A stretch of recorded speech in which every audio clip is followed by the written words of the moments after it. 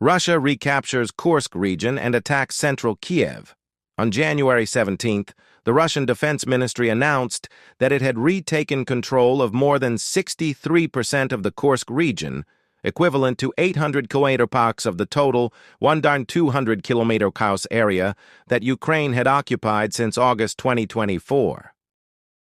The statement said the operation took place in the context of Ukraine's large-scale offensive on Kursk last year, aimed at forcing Russia to divert resources from the main fronts and creating an advantage in negotiations if necessary.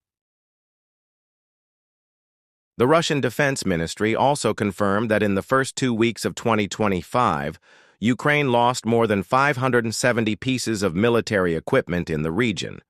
The destroyed equipment included tanks, artillery, and infantry fighting vehicles.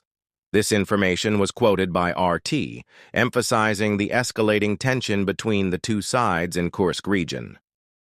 Ukraine's attack on Kursk in August 2024 was considered a strategic tactic to disperse Russian forces. Ukraine used the captured territory to exert pressure in negotiations and weaken Russia's power on other key fronts. However, Russia has now counterattacked and recaptured much of the area, creating a major advantage on the battlefield. Russia strikes capital Kiev. In another development, in the early morning of January 18th, Russia launched airstrikes on the capital Kiev, Ukraine. According to Reuters, the attacks caused damage in the city center and many surrounding areas. Mr. Timur Tkachenko, head of the Kiev military administration, said that debris from the attack fell in many areas of the city. Kiev Mayor Vitaly Klitschko confirmed that Ukraine's air defense system had been activated to respond. However, a metro station was forced to temporarily close, an apartment building was damaged, and Kiev's water supply system suffered a serious problem.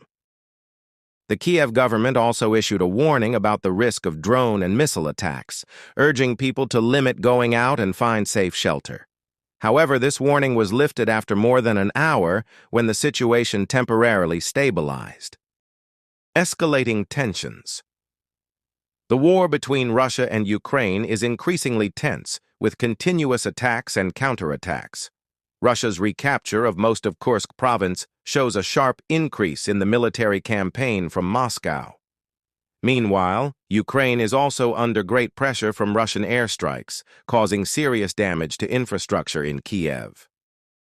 This escalating situation not only directly affects the two countries, but also creates a greater risk of instability in the region, especially when both sides have not found common ground in peace negotiations.